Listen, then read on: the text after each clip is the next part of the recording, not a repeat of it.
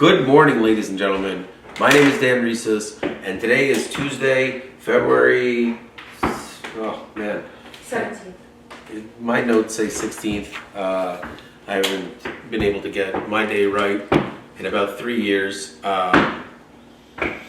Look, I'm going to express to you the best way I can an analogy about what's actually going on in my life. At this time, I want to express that I recognize that the people who are about to hear what I'm about to say will be fueled to instigate yet another campaign to point a finger at me and call me insane. But alas, I went to sleep last night in a world where I invented and revolutionized the most complex paradox in our society, which is that we are stuck in an endless stream of digital communication that is both inefficient, ineffective, and scary because it could be replaced with artificial intelligence yesterday. I fixed that problem by creating an alternate form of communications at a very high level. The value of that product is in the billions. I woke up in the same world, which means the people who are choosing to judge me and go against what I am saying have not only done nothing with their entire lives. The notion that a human being like me, who has created over 31 concepts, such as the one that you've seen me create in front of your very eyes in the last few weeks, and I'm going to call it Go Amateur. And the reason for that is because there needs to be a name put to everything that has value.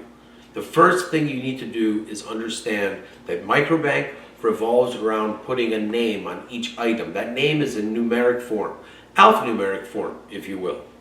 For today's episode, I'm not going to do the letters that I will do. I will first express exactly what's going on, who I am, and what is about to happen. Here we go.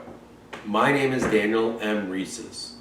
I am both a federal agent, a father, and a human being who is very much misunderstood because if I don't give people what they want, they will turn their backs on me. Over the last 25 years, I have very quietly and calmly been a part of a very toxic dynamic. I have given these people a name. I call them the Mean Team. What you are going to watch is a battle with no honor, which means that I am a man of code and honor. I have done my part no matter what. This weekend, I immediately returned a $1,200 snowsuit that I inadvertently had in my possession. But my wife refuses to cooperate and give me the items that I needed to ship out on the account that I'm managing. So that destroyed the account completely and caused irreparable harm. And that irreparable harm was warned to the courts. But because the judge fully is going to be known for the rest of her life as a human being who rewarded a wife beater and a lawyer that is a liar with their children, all because they had the financial resources to pay for private counsel. Not because they were right or telling the truth. They actually were lying, but because they chose to utilize the resources that they have.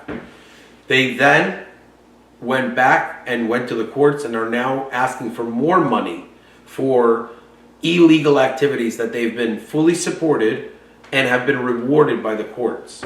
So at this point, I'm going to make 3 movies in one, and I hope that everyone enjoys what I'm about to do. My name is Daniel M. Rieses, affectionately known as Dan Rieses. The movies that I'm going to be making is the number 23, The Usual Suspects, and Coming to America. And I'll explain. You see, as much as you want to deny that I am an intelligent human being, I will tell you that the more you deny the reality and the truth of what I'm about to say, the further you exponentially increase the pain that you're in. Because in the next few days, I will very calmly execute on phase 2. And phase 2 revolves around me making a sacrifice. I have to make a sacrifice, a material sacrifice, and that will be the signal to my team that I'm ready for phase 2. I covet that which I should not, which is material wealth, as well as material possessions. One of my favorite things that I own is a pimp ring. Believe it or not, I grew up in the 90s where pimping wasn't easy.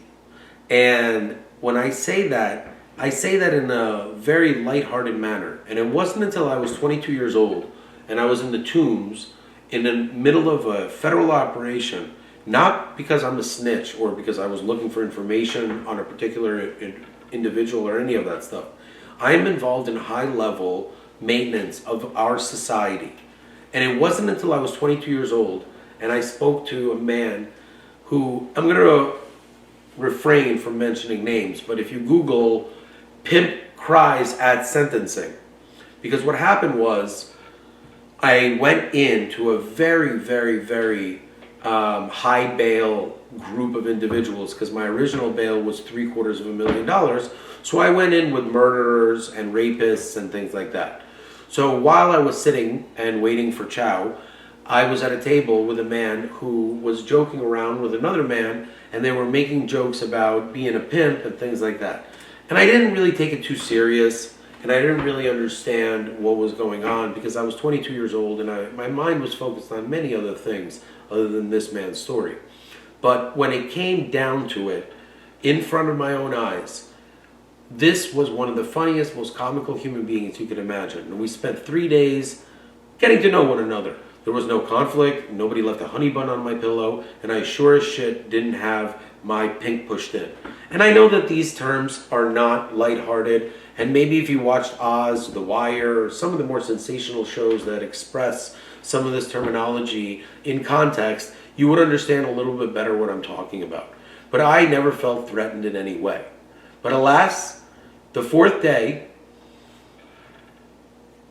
I'm going to just give everyone a hint so that you don't confuse this person with anyone else. His last name starts with an MC, like he's part of a clan, but he's a black man, and it is a one and only headline, so if you Google it, you'll be able to find out the story. And essentially, in the first 3 days, he was making it seem like he is about to get probation. And the way that it looked, based on the context of what he was describing, and based on me looking at this 30-year-old dude who didn't seem to, he wasn't intimidating, he wasn't a big guy, he was smaller than me, and I was pretty small back then. And essentially, what happens in jail is that you don't get the newspaper until the next day. Because the first day, when the news comes out, the guards all read it. And when they're all done reading it, that's when you get it. Because they also want to make sure that there's a window between a human being finding out the worst news of their life on an open stage and having a chance to express it to their friends and family, and especially when you're in a place like jail where when you're on the front page of the Daily News, it is and this was not the Post, this was the Daily News. Now, here is the story.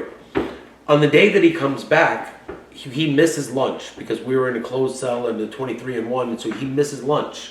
So me, the guy that he was joking with, who had a heavy accent and he was from the islands, he was also a young guy. And as a matter of fact, most people in jail are either crackheads or young. The people that are real criminals already are in a very serious incarcerated place or dead. So most county jails are filled with either crackheads or young kids. There's very few grown men that actually go to jail. Alas, which is why for the 24 days I was there, I kind of looked around like, in the movie Zoolander, Mugatu very clearly is expressing his frustration with our society's inability to understand that Derek Zoolander, as a male model, does not have the capacity to have an opinion in the industry of fashion. Whereas Mugatu, whether or not you want to laugh at the character and him revolutionizing the keyboard necktie, is a fashion icon who has revolutionized an industry and has protected an entire group of individuals who are now, for some reason, taking Derek Zoolander serious. And in full frustration, Will Ferrell, playing Mugatu, looks around and says, "Am I taking crazy pills right now?" And it is one of the best lines to describe the way I'm feeling. Because I don't take any pills other than headache medicine, and sometimes I need sleep medication. And a lot of that has to do with my daily frustration and my inability to communicate with the world around me. Once springtime comes around and I have my barbecue open, I'll be able to speak through my food. My YouTube channel is nothing more than a garnish. Now, some have said that anything can be a garnish if you're brave enough. But I will remind you that the movies for today are The Number 23, The Usual Suspects, and Coming to America. Now, one of the most interesting things that I find amongst the people that are watching this is that no matter how many times I express to everyone at home, I am a nonviolent individual who has never been accused of harassing anyone up until the point in his life, or has hurt anyone ever in his life, or has been accused of hurting anyone in his life. Yet, I found myself spending 24 days in a county jail and being falsely arrested 5 times. Not once, not twice, not 3 times, not 4 times. Now that could be a misunderstanding. But once you're arrested on the 5th time, you start to really get the point that the person that you thought loved you and cared for you actually wants you dead. And when you start to come to the realization that my ex-wife has gotten to the point where she is very comfortable with orchestrating a conspiracy and leading all of her friends and family down the road of committing felonious acts, that all I need is one judge to sign one court order, and this entire shit show and ass parade is over. And when I say this, one of the reasons why I'm very confident is because my judge in my criminal case actually really did something very smart. On the record, Judge Raven had very carefully coordinated that the case that goes in front of me revolves a man who was accused of having a knife and brandishing it as a weapon to take some possessions that don't belong to him. Within the context of his sentence, Judge Raven clearly stated the following, which was not only very smart, but in my opinion, I don't think anything's an accident. I think that human beings who attribute coincidences and accidents, I'm not saying that there are no coincidences and accidents, I'm just saying that most things can be explained. We are not talking about life-altering events such as waking up to 3 moons. We're talking about why a judge chose to stack his cases. This isn't like this isn't a conspiracy theory. So listen, Judge Raven very clearly illustrates during his sentencing orally that the man who had the knife on him was not in a position to be carrying that sort of blade because A, this is the streets of Newark, B, he is not in a trade that requires him to have such blade. And the example that Judge Raven used was, you're not a fisherman that needs a fisherman's blade. There's no reason for you to have a knife on you. You're not a chef that's going to work with an entire roll of knives. And you're not a collector. And the reason why he was able to do that is because a judge knows the cases that they're seeing. So rather than expressly stating that, Mr. Reeses, I recognize that the state of New Jersey arrested you illegally. And whether or not he did this consciously or subconsciously, it's irrelevant. It is the words that come out of a judge's mouth and the actions that they take that they themselves are judged by. And Judge Raven showed me and the rest of the courtroom a great example of a human being that is intelligent enough to really understand that his job is far more important than just making sure that criminals stay off the streets and innocent people are walking. And that's a big part of the criminal justice system in America that most human beings take for granted. And that is that we have a right to defend ourselves in America. Whereas in 99% of the countries outside of the United States, save for Canada and Finland and those types of nations, like basically most of the countries you see in the Winter Olympics are pretty cool. They're not gonna just bust your door down. But the Summer Olympics, that's a different story. A lot of the nations in South America, Africa, Asia, East Asia, Europe, Eastern Europe, as well as multiple blocks of the Soviet Union encompass nations that have human beings that do not have the ability to express themselves, and they sure as shit would never allow what is being done to happen. You see, ladies and gentlemen, what you see happening is an abuse of a system that is designed to protect people like myself who are innovative, hardworking, and determined to change the world that they live in for the better.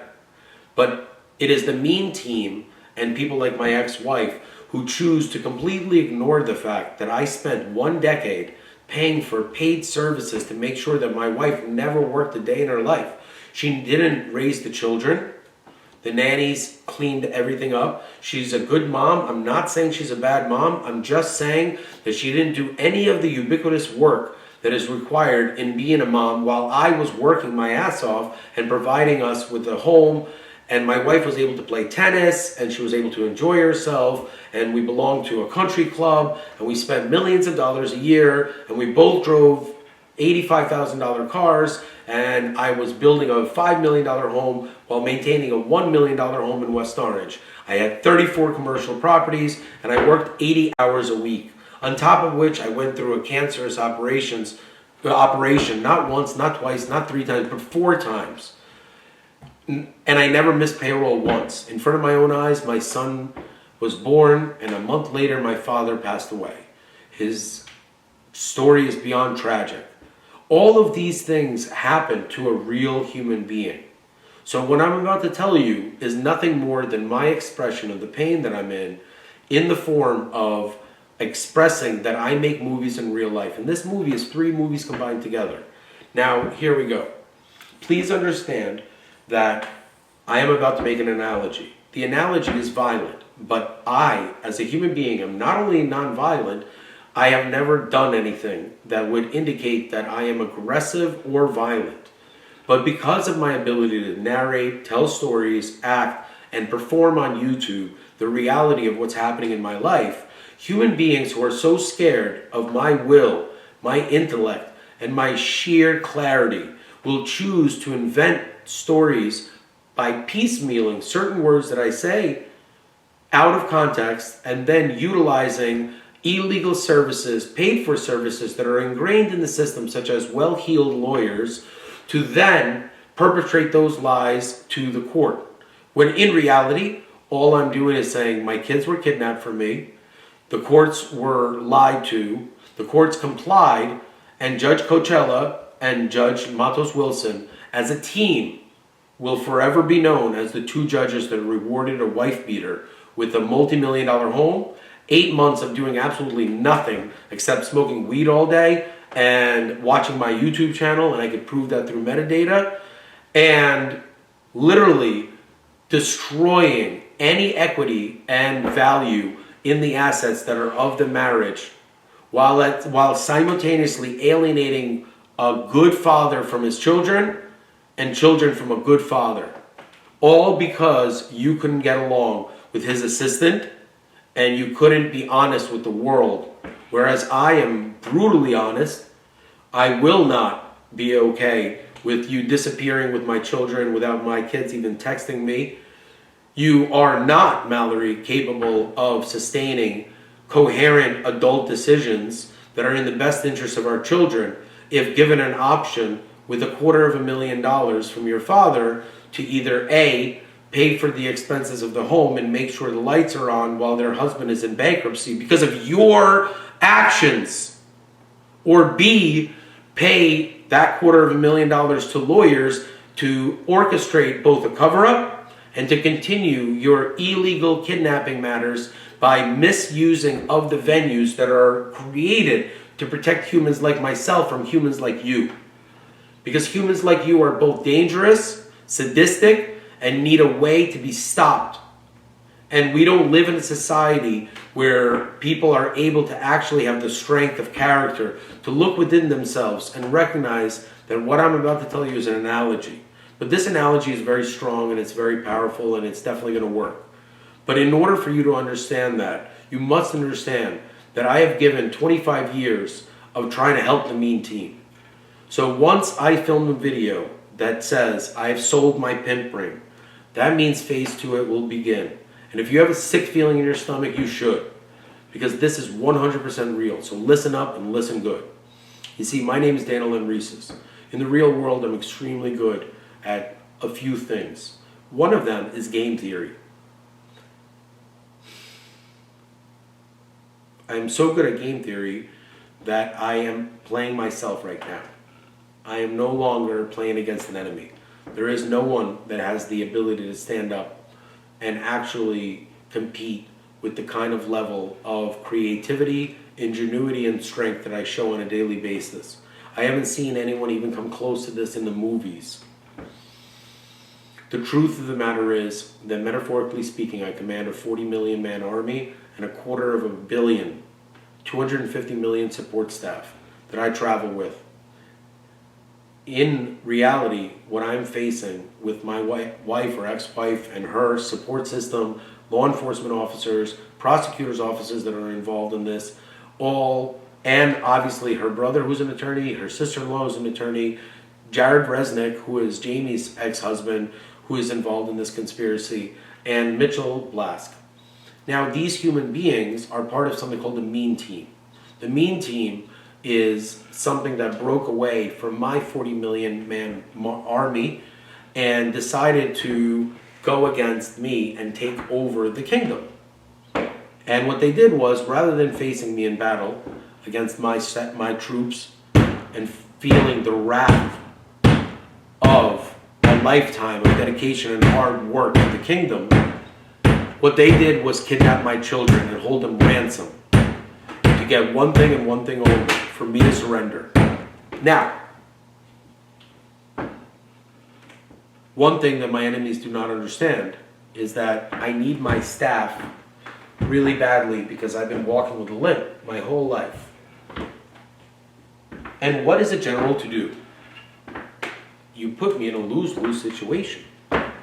What is the point of conquering all these kingdoms if I cannot enjoy this with my children, my 2 boys, the ultimate gift? But yet at the same time, should I surrender, I will look weak, and the possibility of everyone dying skyrockets. So here is my answer to this question. What I will do is I will, by myself, walk onto the battlefield with my limp, and as I walk onto the battlefield, because you will say to me, no weapons, no support, just you, Dan Reeses. And I'm 43 years old. My whole life I've walked with this staff. You see, and as I walk closer and closer to the parties of generals, I will start to straighten out my walk. And the reality is that I've been pretending to walk with a limp my whole life, all in an effort so that I can have my staff with me. So as I'm on the battlefield, I will make sure that before I unlock and engage and prepare myself to take on 150,000 men after they bring out their best warriors, 200 to 300 human beings, I will make sure that my children cross the line. And that line is, I give them a hug and a kiss and I tell them to get back. And now Dad's here. And you're all in big, big trouble. Because I will allow you to bring forth 250 of your best men on 1-on-1 zero sum. Then you can bring forward 2 against 1. You cannot go further than 2 against 1. I will go as far as the last man standing until it is prepared and ready.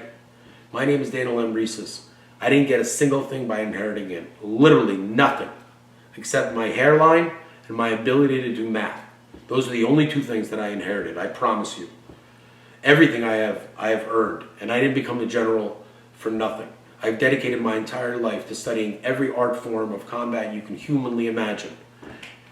So when I say to you, when I film the video that I show that the pimp ring has been sold, you must understand that it wasn't until I was 22 years old and the day after I saw I'm not going to say it, walk as if he died, did I read an article that he was a pimp and he engaged in something called human trafficking, where he held women against their will at gunpoint and had them hooked on heroin to a point where someone died.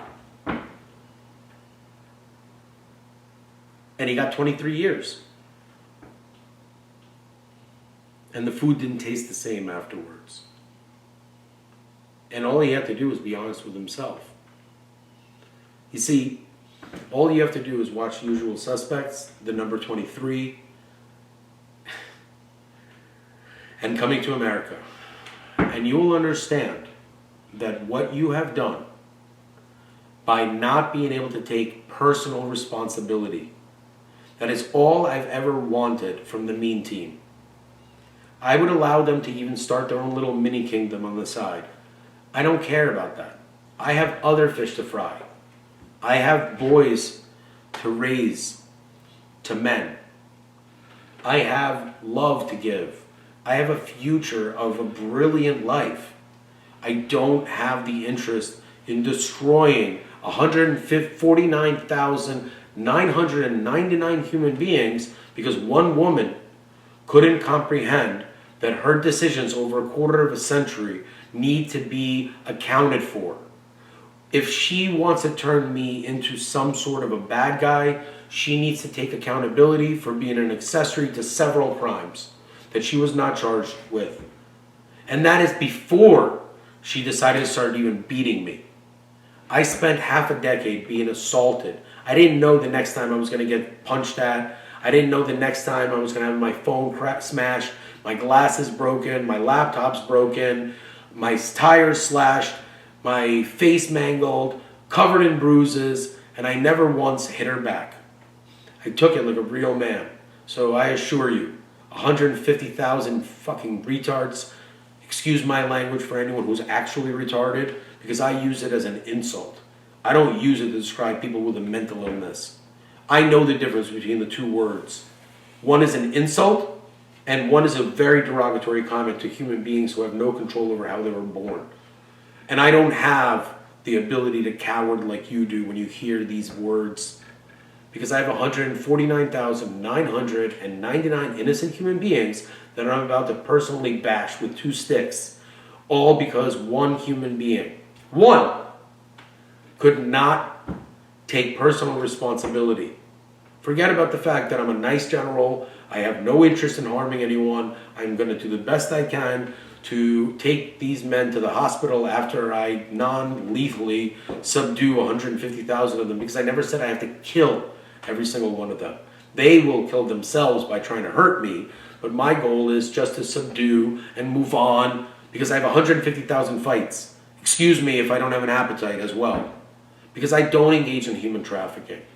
And I don't make things up, because the stories that I have are so real, so powerful, so strong, and so visceral that one lie, just one, will bring my entire house of bricks crumbling down. And that's Kevin Spacey House of Cards reference, Usual Suspects, reach around. Long story short, short story long, my name is Dan Rieses. I would be insane if I were to go against someone like myself in any form of battle or combat. And it is about to start, because I am no longer afraid of the ramifications of being separated from my children, because that was my biggest fear in life. It has come true. My wife knew this. And rather than being destroyed, I'm going to rise, because my name is often confused with Dan Rieses. Most people can't even say my name the right way. And it doesn't fucking matter.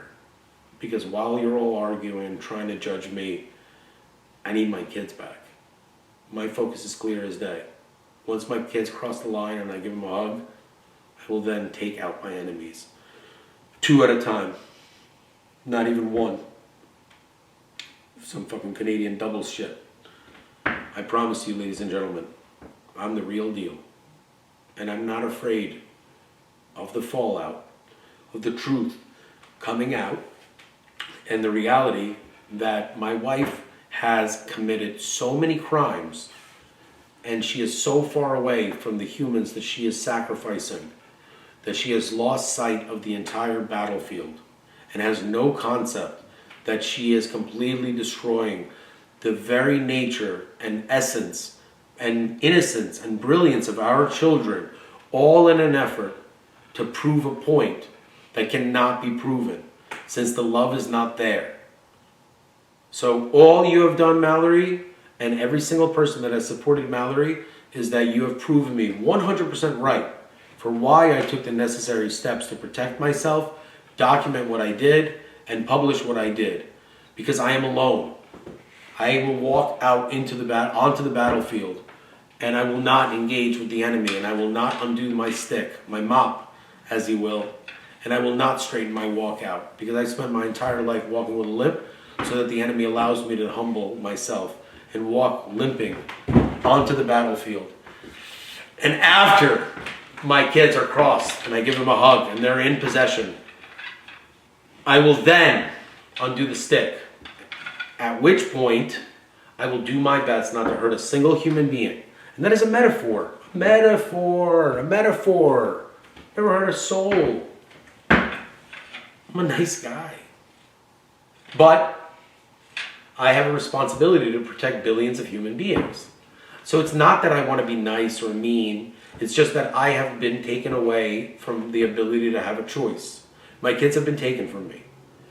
My army is standing by and waiting for a decision. And my decision is, all teams stand down, Dad's going in by himself.